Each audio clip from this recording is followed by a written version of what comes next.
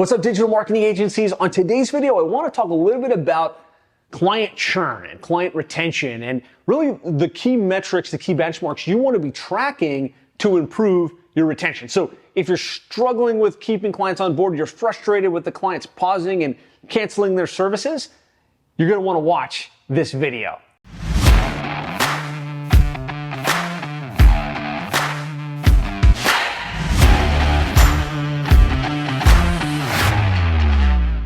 Well, hello, my name is Josh Nelson. I'm the founder of Seven Figure Agency and the author of the Client Retention Handbook. And on today's training, I want to talk a little bit about the key benchmarks and the key KPIs you want to be tracking to improve your client retention and to reduce your client churn. If there's one thing I know for sure, it's that what you measure gets done. What you track always improves. And I find a lot of agencies, they're not really sure what they should be measuring and tracking when it comes to their client retention and their client retention strategies. And so some key benchmarks that I think are really important. Obviously, you have to track your retention. If you're not doing this, put tracking retention here in the comments, and I will send you to a video that walks you through a formula that will help you very easily track your churn and your retention on a monthly basis, right? If you're not tracking that, that's the minimum thing you need to do.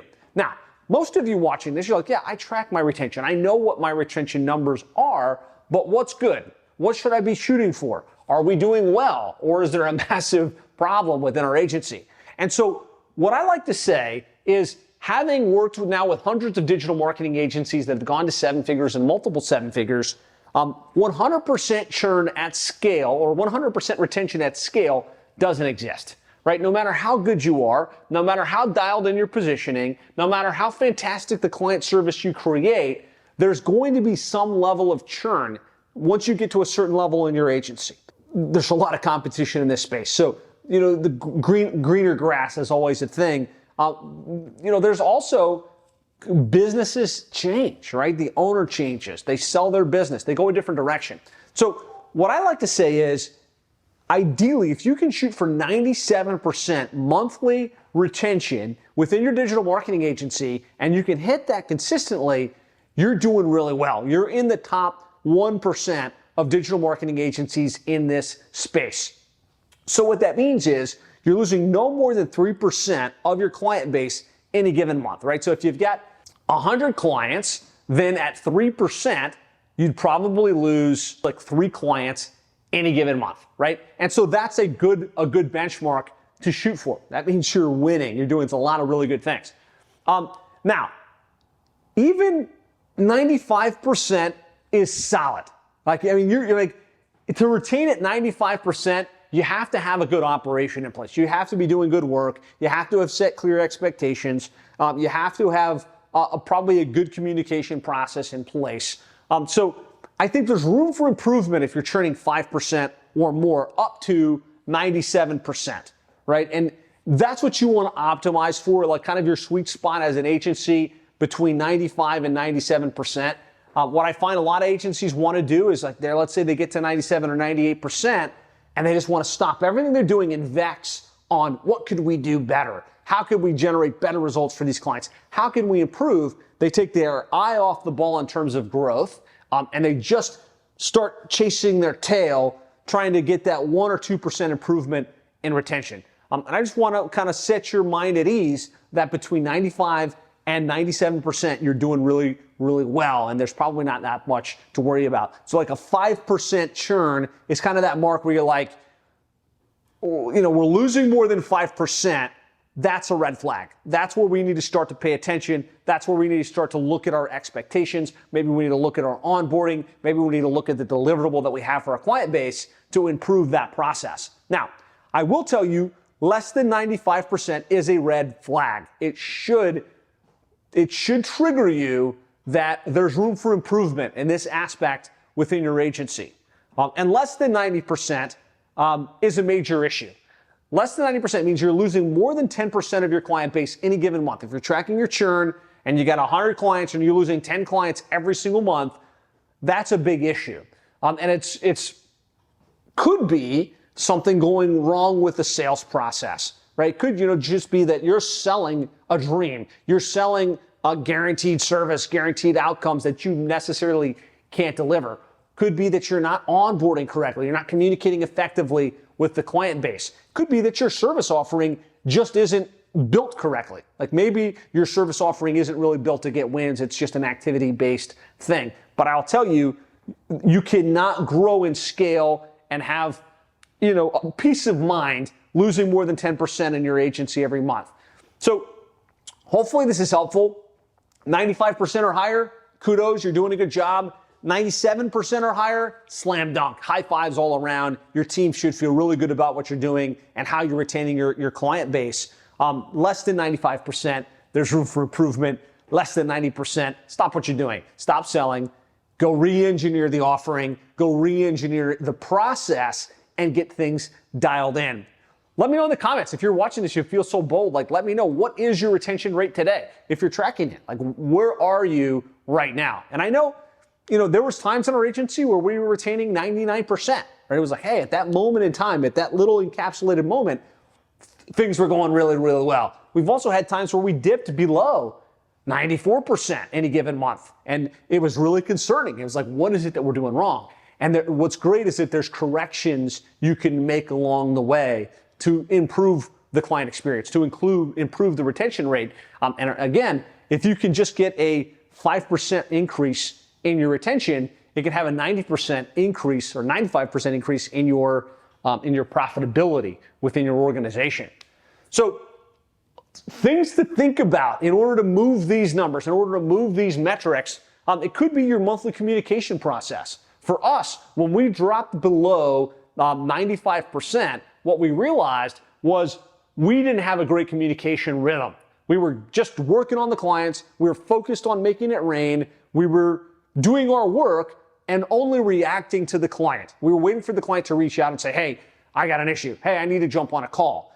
And once we recognized that, we said, hey, we need to actually proactively set meetings. We need to have an intentional meeting agenda, and we need to track that activity is happening every single month. And for some of us, hiding behind the technology or having some automatic reporting in place can be problematic, right? Because we think we don't need to connect with that client. We don't need to spend the time. But this could be a big reason you might fall behind or fall below a 95% retention rate.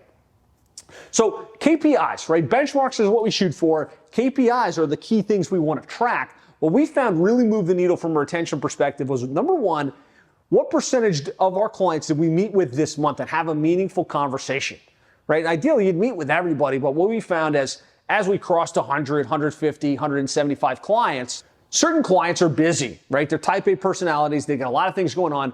They don't want to meet, right? And they don't want to spend the time, but we also can't use that as an excuse to say, they didn't want to meet, so we're in the clear. Hopefully they're not going to cancel, right? Because if you do that too long, eventually clients will cancel. So this is a great benchmark to track. What percentage of your clients did you meet with? And we're usually shooting for 65% or higher, right? Across our entire group of account managers. So what percentage of clients do we meet with? What percentage of clients have we touched at least 2 times? And while we can't control which ones we meet with, because certain clients don't want to meet, we can absolutely control the percentage that we touch, right? That's an email, it's a text message, it's a voicemail, it's a recap video. What percentage of our clients that we touch at least 2 times should always be 100%, right? The number one reason a client will leave is perceived indifference. They feel like you and your agency don't care, and you've just kind of put them on autopilot. You did your thing, you're letting the automatic reports run, and you're not paying attention. And when you're not paying attention and they don't feel like you care, they get lots of options, right? And they're going to hop to somebody else. And so making sure you touch all your clients at least twice a month, that's a KPI you absolutely want to manage towards. And then percentage of clients that we sent some type of video recap to. For us, that's 100% every single month. Has to be. So we try and touch them 2 times. They've seen communication from us, manual communication, not automation, but legitimate, our account manager reaching out. And then if they didn't meet, we can still pull up the reports. We can still pull out the activity. We can still kind of give some homework and record a quick video that says, hey, Mr. Client, sorry you're busy this month. I just want to show you, here's kind of the results for the month. Here's what we're seeing average cost per lead. Here's our projected ROI. Here's what we've done. Here's what we're working on. Here's the game plan for the next 90 days. Here's what we need from you. If you have any questions, let me know. We'd love to hop on and kind of walk through this with you. Every one of our clients, if they don't meet with us live, absolutely can and will have that done. And so, those 3 KPIs, key performance indicators, if you measure towards them, they will start to move the benchmark, right? You'll actually start to get better retention over time, which leads to better profitability, which leads to more referral-based business. And then the other thing we like to track from a KPI perspective is the number of clients that are net promoters. And so there's this whole concept called the net promoter score. And it's basically one question: how likely would you be to refer us to a non-competitive person in the industry?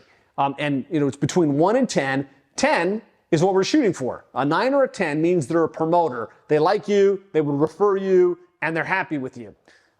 If they're less than 9, they're kind of indifferent. They're kind of like, I don't know, you guys are doing okay, but there's certain things that I'm not happy about, what I would not want to refer. And so ideally, you're going to be shooting for at least 75 to 80% of your client base are net promoters. They love you, they're happy to refer you, they're happy to say good things about you. That is much easier said than done. And there's a whole ball of wax around how do you ask for this, how do you track this, how do you manage towards it. But the top 3 here, number of clients we met with, number of clients we touched twice, and the number of clients that we sent a monthly recap, I promise if you just start to track that, your retention will start to improve and you'll start to get closer and closer towards those benchmarks that we're after. The other thing that can really move the needle from a retention perspective is having some type of dashboard where you're tracking all of your clients and you can see where they sit, red, yellow, and green.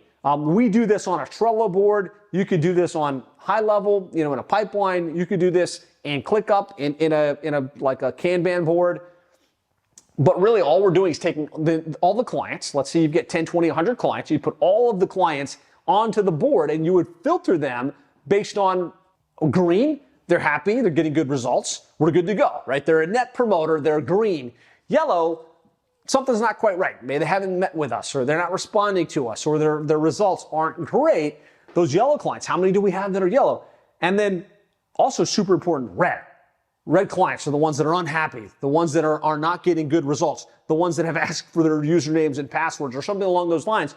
We also want to be tracking red. And what I found is when we put a tracking mechanism in this place, and we could see from a bird's eye view who's happy, who's unhappy, where are red clients, we could start to prioritize our effort. Those red clients, what can we do? Can we stop what we're doing and generate a win for them? Can we show care to them? Can we engage with them in some way to move them from red back to yellow and ideally back to green, right? And a lot of times it's just a matter of reaching out. It's a matter of showing some effort that can make all of the difference. And when a lion's share of your clients are sitting in the green column, that's a good place. That means there's better retention and there's better growth within the business. So hopefully this is helpful. This is kind of all part of the big picture client retention maximizing strategy. And it really is all around world-class onboarding and how you come out of the gates, effective communication, how you report back to and communicate with the client base, and success management, how you build up and train that account management team so that they can have those conversations, so that they can manage those KPIs, and so that they can keep the clients engaged. Ideally without you having to do any of it. So if you'd like to get a checklist that kind of walks you through that client retention formula, I do have a great document that kind of walks you through it and will let you kind of checklist what you could do to dial in your client retention strategy. You can access that by going to sevenfigureagency.com/retention-workbook. That's sevenfigureagency.com/retention-workbook.